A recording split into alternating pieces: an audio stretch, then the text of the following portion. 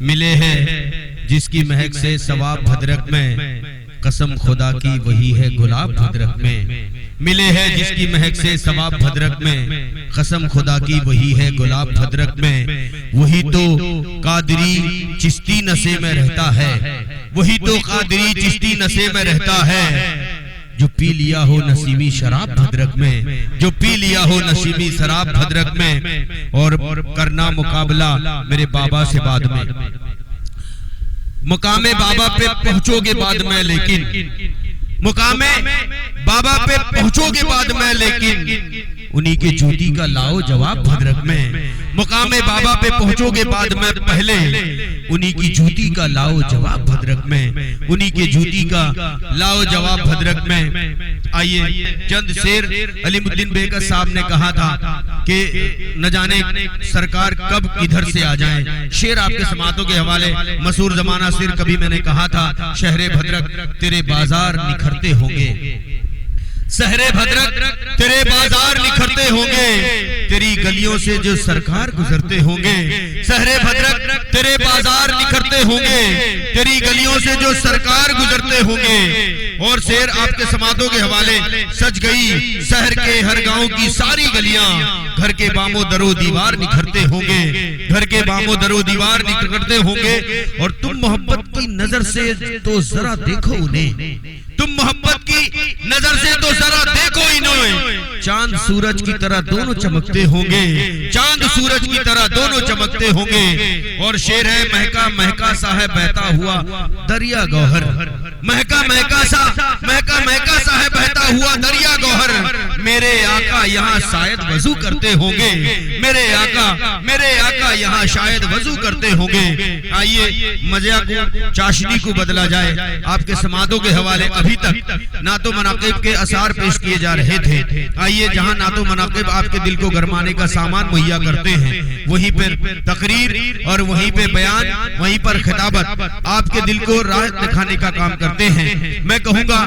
ہمارے پاس ایک عظیم خطیب موجود ہے، بے مثال مقرر موجود ہے، مقرر ذیشان موجود ہیں، حضرت علامہ مولانا تبریز عالم مصباحی صاحب ہمارے ساتھ موجود ہیں۔ میں گزارش کر رہا ہوں حضرت تشریف لائیں اور باقاعدہ طور پر سامعین کو اپنے نورانی بیانات سے محظوظ کریں، سامعین کے قلوب کو منور و مجلہ فرمائیں۔ ایک زوردار نعرے تکبیر، نعرے رسالت کے جھنکار سے حضرت کا استقبال کریں۔ نعرے تکبیر، نعرے رسالت، نعرے رسالت، یا غوث یا غوث، عرس قادریہ، عرس قادریہ، جشن بابا جان، نعرے تکبیر۔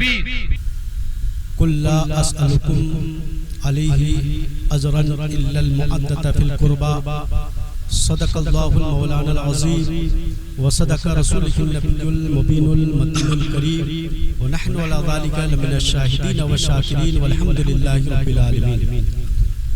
سر شام سے لے کر اب تک آپ حضرات نعت و مناقب سماعت فرما رہے تھے۔ یہ وہ محفل ہے جس کو نسبت ہے غوث اعظم سے، کیا بات۔ اس محفل میں آج ہم سب بڑے خوش نصیب ہیں کہ بیٹھے، ورنہ 6-7 ماہ سے ہم سبوں کے کانوں تک نہ نعت کی آواز پہنچی اسٹیج کے ذریعہ سے، نہ مناقب کی آواز پہنچی، نہ سنت رسول کے وہ پیغام اسٹیج کے ذریعہ سے پہنچی۔ وہ پیغام نہیں پہنچ سکے اس کی وجہ سے کہ وبا نے ہم سب کو قید و بند میں رکھ دیا۔ خیر وہ دن بھی آ رہا ہے کہ جس طرح ہم ہر اچھا کام جشن کے نام سے مناتے تھے ویسے ہی پھر منائیں گے۔ آئیے گفتگو سنی سے قبل ہم سب مل کر آقا نامدار، مدینے کے تاجدار، دونوں عالم کے مالک و مختار احمد مصطفیٰ محمد مصطفیٰ صلی اللہ علیہ وسلم کی بارگاہ میں عقیدتوں، محبتوں، ارادتوں کے ساتھ جھوم جھوم کے درود پاک پڑھیں۔ اللہم صلی علی سیدنا مولانا محمد بارک وسلم، صلاۃ و سلام علیک یا رسول اللہ صلی اللہ علیہ وسلم۔ میں نے جس آیت کریمہ کی تلاوت کرنے کا شرف حاصل کیا، اللہ تعالیٰ قرآن مجید میں اپنے محبوب کی زبان سے ہم تک پیغام پہنچا رہا ہے۔ کیا پیغام پہنچاتا ہے؟ اے محبوب آپ کہہ دیجئے میں تم سے کچھ بھی بدلہ نہیں چاہتا ہوں. یعنی بندے سے اللہ تعالیٰ کہہ رہا ہے میں تم سے کچھ بھی بدلہ نہیں چاہتا ہوں، صرف یہ چاہتا ہوں اے محبوب تم فرما دو اہل بیت سے محبت چاہتا ہوں. کیا بات ہے، سبحان اللہ سبحان اللہ. قرآن مجید میں اللہ تعالیٰ نے ارشاد فرمایا اے محبوب آپ فرما دیجئے کہ میں تم سے کچھ بھی نہیں چاہتا ہوں. اللہ تعالیٰ فرما رہا ہے میں تم سے کچھ بھی نہیں چاہتا ہوں، صرف چاہتا ہوں اہل بیت سے محبت. کیا بات ہے. یہ پیغام ہمارے لیے ہے، یہ پیغام سبوں کے لیے ہے کہ تم دنیا میں کچھ بھی بن جاؤ لیکن اہل بیت سے محبت ہونی چاہیے. اگر اہل بیت سے محبت نہیں ہے تو تم اپنے وقت کے کچھ بھی رہو، تم کچھ نہیں ہو جب اہل بیت سے تمہاری محبت نہیں ہے. اور حضور صلی اللہ تعالی علیہ وسلم کا آخری وقت تھا، اللہ کے نبی صلی اللہ تعالی علیہ وسلم کے صحابہ پریشان تھے. اس حال میں اللہ کے نبی صلی اللہ تعالی علیہ وسلم نے ایک پیغام دیا. اللہ کے نبی نے فرمایا اے میرے صحابہ میرے بعد دو چیز کو ہرگز نہ چھوڑنا. کیا بات، دو چیز کو ہرگز نہ چھوڑنا. صحابہ کرام نے کہا یا رسول اللہ کون دو چیزیں؟ اللہ کے نبی نے فرمایا دو چیز یہ ہے، ایک اہل بیت، دوسرا قرآن. جب تم صرف قرآن کو پکڑو گے، اہل بیت کو چھوڑ دو گے تو تم مجھ سے ملاقات نہیں کر سکتے. اگر تم اہل بیت کو نہیں پکڑو گے، صرف قرآن کے تم عادی بن جاؤ گے، مجھ سے تم قریب نہیں ہو سکتے. اگر تم مجھ سے قریب ہونا چاہتے ہو، محشر کے میدان میں مجھے شفیع پانا چاہتے ہو، اہل بیت سے محبت کرو اور قرآن سے محبت. کیا بات ہے، سبحان اللہ سبحان اللہ. یہ حدیث پاک ہے. تو پتہ یہ چلا نہ اہل بیت سے تم دور ہو سکتے ہو نہ قرآن سے دور ہو سکتے ہو. چاہو گے تو دونوں کو، جب دونوں کو چاہو گے تو اللہ کے نبی سے بھی ملاقات کر سکتے ہو. کیا بات ہے، سبحان اللہ. اللہ کے نبی نے پیغام دیا جب تم ان دونوں کی دامن کو مضبوطی سے پکڑو گے تو جامع کوثر میں تم مجھ سے ملاقات کرو گے. جامع کوثر میں تم مجھ سے ملاقات کرو گے. حوض کوثر کے پاس تم مجھے پاؤ گے. وہاں جب تم مجھ سے ملاقات کرو گے اسی دونوں کی وجہ سے میں تمہیں اپنے ہاتھ سے، نورانی ہاتھ سے میں تمہیں جامع کوثر پلاؤں گا. کیا بات ہے، سبحان اللہ. پتہ کیا چلا؟ ایک طرف قرآن مجید ہے، دوسری طرف اہل بیت ہے. تو پتہ کیا چلا؟ قرآن مجید کی جو اہمیت، قرآن مجید کی جو برکت، قرآن مجید کی جو عظمت اگر جاننا چاہو گے تو اہل بیت کو پہلے جانو، تب تم قرآن مجید کے عظمت سمجھ سکتے ہو. اگر تم اہل بیت کو چھوڑ کر قرآن مجید کو سمجھنا چاہو گے تم وہابی بن جاؤ گے، تم شیعہ بن جاؤ گے، تم نہ جانے کتنے فرقہ میں بن جاؤ گے. اگر تم اہل بیت کی نظروں سے، اہل بیت کی محبت سے قرآن کو سمجھو گے تم عاشق رسول بن جاؤ گے، تم عاشق رسول بن جاؤ گے، تم اولاد غوث بن جاؤ گے، تم غلام غوث بن جاؤ گے. ضرورت اس بات کی ہے نہ اہل بیت کو چھوڑنا ہے نہ قرآن مجید کو چھوڑنا ہے. کیا کہنے، سبحان اللہ. اور اللہ کے نبی نے فرمایا اہل بیت یہ کشتی کی طرح ہے اور میرے صحابہ ستارے کی طرح ہے. کیا کہنے. تو اب پتہ کیا چلا؟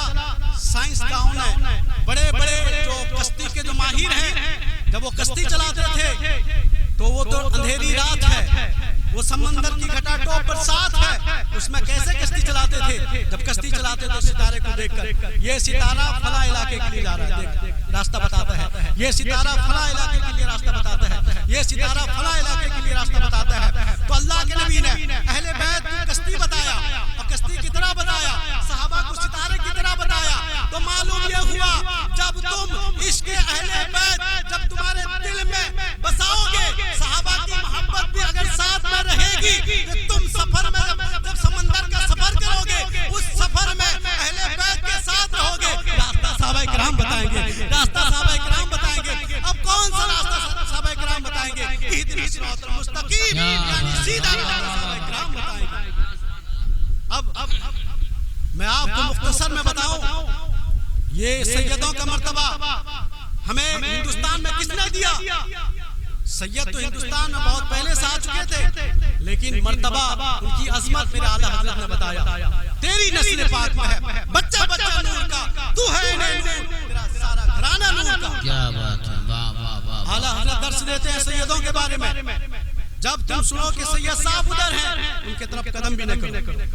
جب سنو سید صاحب ادھر ہیں ان کی طرف انگلی نہ اٹھاؤ، جب سنو سید صاحب ہیں ان کو لان تان نہ کرو، کیونکہ ایک بار ایسا ہوا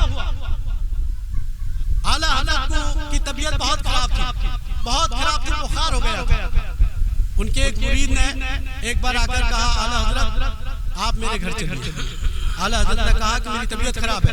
پھر دوسری بار آیا، اعلیٰ حضرت نے کہا میری طبیعت خراب ہے. غلام نے کہا اعلیٰ حضرت میں چاہتا ہوں آپ میرے گھر چلیے، میں آپ کے لیے جو بگی کہتے ہیں یا وہ سواری کہتے ہیں، اس کو ڈولی کہتے ہیں، میں وہ آپ کا انتظام کروں گا، آپ چلیے. اب ہوا کیا، خود اعلیٰ حضرت کے شاگرد کا بیان ہے. تو اعلیٰ حضرت بہت مشکل سے، طبیعت بھی خراب تھی، راضی ہوئے جانے کے لیے. یہ واقعہ آپ جانتے ہیں، لیکن پوائنٹ کی بات بتا رہا ہوں. اعلیٰ حضرت مختصر چلنے لگے، سوار ہوئے، تھوڑا ہی دور چلے تھے، منزل سے دور، اپنے گھر سے قریب. اتنا دور نہیں نکلے تھے، فوراً اعلیٰ حضرت رک گئے، کہنے لگے ڈولی کو نیچے رکھو، بتاؤ اس میں کون سید ہے. 4 آدمی اٹھا کر جاتے ہیں، فلاں سے پوچھے تمہارا نام کیا ہے، اپنا نام بتایا، سید نہیں. دوسرا بتایا، سید نہیں. تیسرا بتایا، سید نہیں. چوتھا بتائے، سید ہے. اعلیٰ حضرت نے کہا جتنے دور تک تم اپنے کاندھے پہ مجھے بیٹھائے ہو، لیکن میں چاہتا ہوں میری منزل تک تم کندھے پر رہو. یہ احمد رضا تم کو لے کر جائے گا، احمد رضا تم کو لے کر جائے گا. پوائنٹ کی بات یہ ہے، اعلیٰ حضرت اسی وقت بیان کرتے ہیں جس وقت میں تمہارے کندھے پہ سوار ہو کر جا رہا تھا، اس وقت آ کے دو جہاں آئے، آ کر کہنے لگے اے احمد رضا تم میری اولاد کے کندھے پہ سوار ہے، کل کیسے سوار ہوگا، کل تجھے کون پار کرے گا، دنیا میں تو کیسے سوار ہو گیا. اعلیٰ حضرت کی آنکھوں میں اشک آ گئے، کہتے میرے آقا نے ابھی مجھے منع کیا ہے، میں چاہتا ہوں تم میرے کندھے پہ سوار رہو تاکہ قیامت کے دن تم مجھے پار کرو گے، قیامت کے دن تم مجھے پار کرو گے. پتا کیا چلا، سیدوں کا مرتبہ میرے اعلیٰ حضرت نے بتایا. اعلیٰ حضرت فرماتے ہیں سرتاب قدم ہے، تن سلطان زمن پھول، تن پھول بدن پھول، زکن پھول دہن پھول. تو پتہ یہ چلا، معلوم یہ ہوا سیدوں کا مرتبہ یہ ہے. اعلیٰ حضرت نے خود کندھوں پہ اٹھا کر بتا دیا. میں بتاؤں مختصر سے وقت میں، اللہ کے نبی صلی اللہ علیہ وسلم کی اولاد میں سے ایک عورت تھی جو بیوہ تھی، اس کی 3 لڑکیاں تھیں، اور وہ عزت کے خاطر اور اولاد رسول ہونے کے خاطر وہ کہیں بھیک نہیں مانگ سکتی. اللہ کے نبی نے فرمایا زکات و صدقہ و فطرہ و خیرات میری اولاد کے لیے حرام ہے، میری اولاد کے لیے حرام ہے. آپ نے خود بھدرک کی سرزمین میں دیکھ لیا ہوگا، نہ جانے کون کس وقت کھاتا ہے، سو جاتا ہے، لیکن وہ تھے کسی نے دیکھا نہیں وہ کس وقت کھاتے تھے، کس وقت سوتے تھے، کس وقت کھاتے تھے، کس وقت سوتے تھے. میں تو اپنی آنکھوں سے بھی دیکھا ہے، لوگ مانگتے پھرتے ہیں، آج تک جب تک رہے کبھی کسی سے مانگا بھی نہیں ہے. کیونکہ اولاد کے لیے، اولاد غوث کے لیے، اولاد رسول کے لیے صدقہ و فطرہ و خیرات حرام ہے. اب کیا ہوا، وہ ایک بیوہ عورت تھی، 3 لڑکیاں تھیں، بہت پریشان و مجبور تھی. جا کر وہ پردے میں آ کر ایک جگہ میدان کو جاتی ہے، دیکھتی ہے ایک مردہ پڑا تھا، مطلب ایک گدھا مر کر پڑا تھا، اس کے گوشت کو کاٹ رہی ہے. اتنے میں ایک بہت بڑے مفتی، بہت بڑے علامہ، بہت بڑے مفسر، اس وقت کے بہت بڑے اللہ کے ولی حضرت عبداللہ ابن مبارک دیکھتے ہیں کہ ایک عورت یہ گدھے کا گوشت کھا رہی ہے، گدھے کا گوشت لے رہی ہے. اب وہ گدھے کا گوشت لے کر جب پہنچی، حضرت عبداللہ ابن مبارک اپنے گھر گئے. آنے کے بعد اس کے دروازے پہ دستک دی. دستک دینے کے بعد بولے بتاؤ تم کون سی عورت ہو، گدھے کا گوشت تو حرام ہے، تم کیوں کھاتی ہو؟ تو عورت کہنے لگی میں سیدہ زادی ہوں، میں اولاد رسول میں سے ہوں، میرے پاس میں بیوہ ہوں، میرے پاس کھانے کو کوئی چیز نہیں تھی. شریعت کے حکم کے مطابق جان بچانے کے لیے حرام گوشت کھانا اس وقت جائز ہے، حرام اس وقت کھانا جائز ہے صرف جان بچانے کے لیے. اس لیے میں کئی دن کی بھوکی اور پیاسی ہوں، آج میں گوشت صرف جان بچانے کے لیے کھائی ہوں. حضرت عبداللہ ابن مبارک حج کو جانا دے دیتے ہیں. دینے کے بعد کہتے ہیں تم میرے حق میں دعا کر دینا. یہ حج کس کام کا؟ جب سید زادی بھوکی ہو، سید زادی بھوکی ہو، یہ حج کس کام کا؟ حضرت عبداللہ ابن مبارک پورا پیسہ ان کو دے دیتے ہیں. دینے کے بعد چلے جاتے ہیں. اور جب قافلہ نکلا، سارے قافلہ والے جب چلے، ان کے دوست یعنی حضرت عبداللہ ابن مبارک کے دوست کہنے لگے تم بھی تو حج میں جانے والے تھے، رخت سفر باندھنے والے تھے، کیا تم حج میں نہیں جاؤ گے؟ تو حضرت عبداللہ ابن مبارک کہتے ہیں میرا دل نہیں چاہتا ہے کہ میں جاؤں. تو پھر لوگ کہنے لگے آپ کیوں نہیں جائیں گے؟ میں اس سال میرے نبی نے مجھ کو بلایا نہیں، میں آئندہ سال جاؤں گا. رہ گئے. المختصر یہ سفر چلا گیا. حج کر کے جب واپس آیا، آنے کے بعد سارے لوگ پریشان تھے، سارے حج والے پریشان تھے. جب آ کر پہنچے اپنے علاقے میں تو عبداللہ ابن مبارک کو کھوجنے لگے. عبداللہ ابن مبارک کو کھوجنے لگے، کہنے لگے عبداللہ ابن مبارک کہاں ہے؟ سارے حاجی ان سے ملاقات کرنے لگے، سارے حاجی ان سے حاجی کہنے لگے، ان سے مصافحہ معانقہ کہنے لگے. تو حضرت عبداللہ ابن مبارک کہتے ہیں تم تو حج کر کے آئے ہو، میں تو حج نہیں کیا ہوں.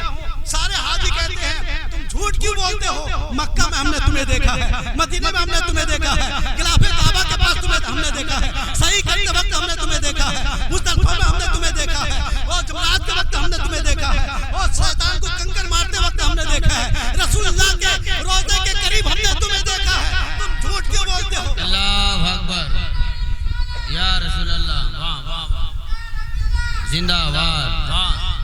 اللہ اکبر. ہم نے تمہیں خانہ کعبہ کے قریب دیکھا ہے، روضہ رسول کے قریب دیکھا ہے. حضرت عبداللہ ابن مبارک کہتے ہیں میرے ساتھیوں بتاؤ یہ کیسے ہو سکتا ہے؟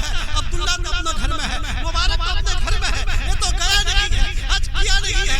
مکہ میں تم نے کیسے دیکھ لیا؟ مدینہ میں تم نے کیسے دیکھ لیا؟ جمرات کے وقت تم نے کیسے دیکھ لیا؟ صحیح میں تم نے کیسے دیکھ لیا؟ صفا و مروہ میں تم نے کیسے دیکھ لیا؟ پتھر مارتے وقت تم نے کیسے دیکھ لیا؟ جب آبے زمزم پیتے وقت تم نے کیسے دیکھ لیا؟ حضرت عبداللہ ابن مبارک پریشان ہو کر گھر واپس آتے ہیں، اور آتے ہیں رات میں اسی سوچ میں سو جاتے ہیں، اور رات میں آنکھ بند ہوتی ہے، قسمت جاگ جاتی ہے. اللہ کے نبی تشریف لاتے ہیں، کہتے ہیں عبداللہ ابن مبارک، عبداللہ ابن مبارک تشریف لا کر کہتے ہیں عبداللہ ابن مبارک سنو تم نے میری اولاد کی مدد کی تھی، تمہاری شکل میں اللہ نے ایک فرشتہ پیدا کیا، وہ جو صحابی، وہ جو تمہارے ساتھی دیکھے ہیں، جمرات کے وقت دیکھے ہیں، خانہ کعبہ کے قریب دیکھے ہیں، اور میرے مزار کے قریب دیکھے ہیں، وہ تمہیں نہیں اس فرشتے کو دیکھے ہیں جس نے میری اولاد کی مدد کی. اللہ اس کے نام سے فرشتہ پیدا کیا. واہ واہ واہ، سبحان اللہ سبحان اللہ. پتہ یہ چلا اہل بیت ان سے محبت، ان سے معدت، اور ان سے الفت، اور ان کی چاہت یہ دنیا میں بھی کام آئے گی اور آخرت میں بھی کام آئے گی. کیا بات ہے. درود پاک اللہم صلی سیدنا محمد صلاۃ و سلام علیک یا رسول اللہ صلی اللہ علیہ وسلم. اعلیٰ حضرت فرماتے ہیں تیری نسل پاک میں ہے بچہ نور کا، تو ہے عین نور، تیرا سب گھرانہ نور کا. کیا بات. پتہ کیا چلا؟ اہل بیت سے محبت. اور کچھ لوگوں نے سر اٹھایا تھا کہ اب تو یہ دونوں نہیں ہیں، سر اٹھایا جائے، لیکن انہیں کیا معلوم ہے جو زمین پر بھی تھا، جتنا کام کرتا تھا زمین کے نیچے اس سے زیادہ کام کرتا ہے. کیا بات ہے. واہ واہ واہ، اس سے زیادہ کام کرتا ہے. وہ تو نہیں ہے لیکن ان کے دل ہمارے دلوں میں وہ تو ہیں، وہ تو زندہ ہیں ہمارے دلوں میں. اس لیے نہ تم ان کو چھیڑ سکتے ہو، نہ ان کے چاہنے والے کو چھیڑ سکتے ہو، نہ تم ان کو بھٹکا سکے، نہ ان کے چاہنے والے کو بھٹکا سکتے ہو. ارے کل بھی ہم رسول کے عشق کو لے کر چلتے تھے، آج بھی لے کر چلیں گے، اس لیے کہ وہ ہمارے دلوں میں زندہ ہے. اب آئیے بتاتا ہوں، حضرت جنید بغدادی رضی اللہ تعالیٰ عنہ بہت بڑے بہادر تھے، بادشاہ کے دربار پہ بہت بڑے بہادر تھے. اس وقت ابھی ان کو ولایت کا صحرا نہیں پہنایا گیا تھا. وہ ایک بادشاہ کے بہت بڑے باڈی گارڈ تھے، طاقتور پہلوان تھے. بادشاہ نے اعلان کیا ہے کوئی میرے اس دربار کے پہلوان کا مقابل ہے کوئی؟ پہلے زمانے میں مقابلہ کر کے بادشاہ کی شان دکھاتے تھے. تو ایک شخص اس دعویٰ کو قبول کیا، بادشاہ تک پیغام پہنچایا، ہاں میں ہوں تمہارے دربار کے ساتھ، دربار کے پہلوان کے ساتھ لڑنے کے لیے، دربار کے پہلوان کے ساتھ لڑنے کے لیے وقت مقرر ہوا، میدان منتخب ہوا، لباس تیار کیا گیا۔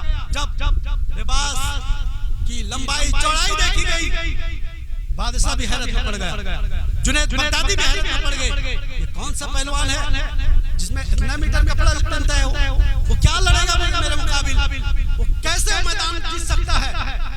آپ تو یہ واقعہ جانتے ہیں، جو پوائنٹ کی بات بتانا چاہ رہا ہوں وہ یہ بتانا چاہ رہا ہوں، وہ جب وقت مقرر ہو گیا، میدان پہ دونوں پہلوان کھڑے ہو گئے، جب جنید بغدادی میدان پہ آئے تو تالیاں بجنے لگی، اور جب وہ آئے سب دیکھ کے حیرت میں پڑ گئے، ارے جنید بغدادی وہ پہلوان ہے، نہ جانے کتنے بڑے بڑے کو پچھاڑ دیے ہیں، ان کے مقابل میں یہ پتلا دبلا انسان، یہ خوبصورت انسان، اس کے اندر طاقت کہاں سے مقابلہ کرے گا؟ اب دونوں کشتی کا مقابلہ کیا، پہلا پوچھ، پہلا پوزیشن اور پہلا جو شروع کیا جاتا ہے، دونوں ہاتھ دونوں کے مقابل میں آئے، آنے کے بعد جنید بغدادی چاہتے تھے کہ اس کو اٹھا کر پٹک دے، اتنے میں وہ پتلا دبلا انسان کہا کہ جنید بغدادی کان تو میرے قریب لاؤ، حضرت جنید بغدادی کان قریب لاتے ہیں، لا کر کہتے ہیں میں اولاد رسول ہوں، میں اولاد رسول ہوں، میں بے بس ہوں، میں پریشان ہوں، میں بیمار ہوں، میں غریب ہوں، میرے سر پر نہ جانے 6 لڑکیاں ہیں، ان کا بوجھ برداشت سے باہر ہے، اگر آج تم مجھے یہاں پر جتا دو گے کل میں تمہیں وہاں جتا دوں گا، میں کل تمہیں وہاں جتا دوں گا۔ اتنا سننا تھا، حضرت جنید بغدادی گر جاتے ہیں، اور جیسے گرتے ہیں وہ سینے پہ وہ سید زادہ چل بیٹھ جاتا ہے، اور سید زادہ کے پتاکہ علم بلند ہوتا ہے۔ جنید بغدادی سے بادشاہ کے بڑے بڑے بہادروں نے پوچھا، اے جنید بغدادی تم تو بڑے بڑے طاقتور کو پٹک دیے، بڑے بڑے بہادروں کو تم نے پٹک دیا، آج اس پتلے ٹکڑے سے کیسے تم شکست کھا گئے، پتلے ٹکڑے سے تم کیسے ہار گئے؟ جنید بغدادی کہتے ہیں یہ دنیا کی شہرت مجھے کسی کام کی نہیں ہے، یہ کوئی کام کی نہیں ہے، بلکہ اہل بیت کی محبت یہ دنیا میں بھی کام آئے گی، آخرت میں بھی قائم ہے گی۔ میرے مقابل میں کوئی بہادر نہیں تھا، میرے مقابل میں غوث کا لاڈلا تھا، میرے مقابل میں حسین کا لاڈلا تھا، رسول کی اولاد میں سے تھی، اسی لیے میں نے مقابلہ نہیں دیکھا، میں طاقت نہیں دیکھا، محبت رسول دیکھ کر میں گر گیا، محبت رسول کو سینے میں بسا۔ کیا بات ہے، سبحان اللہ سبحان اللہ۔ اسی لیے اہل بیت کی محبت بہت ضروری ہے۔ آپ کو مختصر میں چند بات بتا دوں، پوائنٹ کی بات کیا تھی کہ حضرت جنید بغدادی شہرت طاقت نہ دیکھے بلکہ سید کی محبت دیکھے، تو سید کی محبت یہ اصل محبت ہے۔ اور پوائنٹ کی بات بتاؤں، کچھ لوگ آپ کو بھٹکانے کے لیے آ جائیں گے، کہیں گے مزار پہ کیوں جاتے، تمہیں اس دربار سے کیا ملتا ہے؟ جب اگر دربار سے ملتا تو لوگوں نے لکھ بھی لیا، قلم میں ہاتھ مار دیا ہے، سفید کاغذ کو خراب کر دیا ہے۔ جب غوث پاک زندہ ہوتے تو اپنے مینار کو کیوں نہیں بچا سکے، اپنے مینار کو کیوں نہیں بچا سکے؟ یہ پوائنٹ آپ کو دیا جائے گا۔ آپ سوچیں صحیح بات ہے، جب غوث پاک قبر پہ مزار پہ ہوتے تو اپنے مینار کو بھی بچا لیتے۔ جو امریکہ نے حملہ کیا تھا، ان کے ایک گنبد پہ حملہ ہوا تھا، ٹوٹ گیا۔ اب یہ پوائنٹ آپ کو دکھائیں گے، آپ کہیں یہ تو بات تو صحیح ہے، غوث پاک اگر رہتے تو بچا لیتے، یہ تو بات صحیح ہے کہ نہیں؟ لوگ ذہن کو اس طرح آپ کو بہکائیں گے، اس کے بعد کہیں گے دیکھو یہ مزار سے تو ٹھیک ہے تم مانتے ہو، نماز پڑھو صرف ٹھیک ہے، نماز بالکل فرض ہے، پڑھنا ہم پہ واجب اور فرض ہے، پڑھیں گے ہم، لیکن وہ نماز کس کام کی؟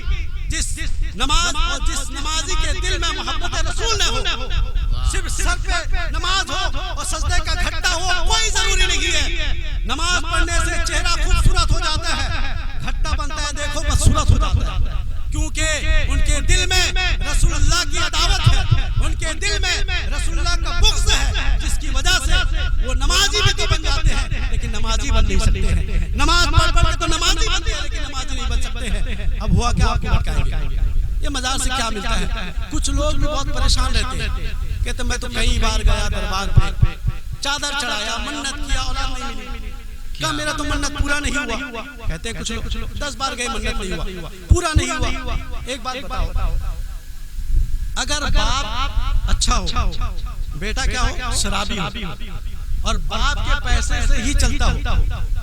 باپ کتنا دن دے گا اس کو؟ کچھ دن تک دے گا، اس کے بعد پیسہ نہیں دے گا. کیوں نہیں دے گا؟ تاکہ میرا بیٹا اچھا ہو جائے. جب اچھا ہو جائے گا یہ پیسے کو لے کے غلط جگہ لگا دیتا ہے. اسی طرح باپ نے جو پیسہ نہیں دیا وہ اپنی محبت کی وجہ سے، اولاد کی محبت کی وجہ سے. اسی لیے جب تم دربار میں جاتے ہو، ایک بار مانتے ہو نہیں ملتا ہے، 2 بار مانتے ہو نہیں ملتا ہے، 3 بار مانتے ہو نہیں ملتا ہے. مایوس مت ہو، مایوس مت ہو. یہ ان کی محبت ہے کہ تاکہ تم مانگتے رہو، جاتے رہو. آج نہیں تو کل تمہیں ملے گا، آج نہیں تو کل تمہیں ملے گا. کسی کے چکر میں مت آؤ، کسی وہابی دیوبندی کے چکر میں مت آؤ. اگر تم ان کے چکر میں آ جاؤ گے یہ دنیا کس کام کی ہے؟ ارے ملے نہ ملے آخرت میں محبت رسول تو ملے گی اور شفاعت رسول تو ملے گی. اسی محبت کو لے کر چلو، اسی چیز کو لے کر چلو. میرے بولنے میں کسی قسم کی خامیاں، غلطیاں، لغزشیں ہوئی مولا اس کو معاف فرمائے. ہم سبوں کو اہل بیت کی محبت، صحابہ کرام کی محبت، اولاد غوث سے محبت اور تمام اولیاء کرام سے محبت کرنے کی توفیق عطا فرمائے. بدعقیدے سے دور رکھے، اور جس طرح کل بھی زندہ تھے آج بھی ہمارے دلوں میں زندہ ہے. اللہ تعالی ہم سبوں کو تمام بیماریوں سے محفوظ عطا فرمائے. السلام علیکم. وعلیکم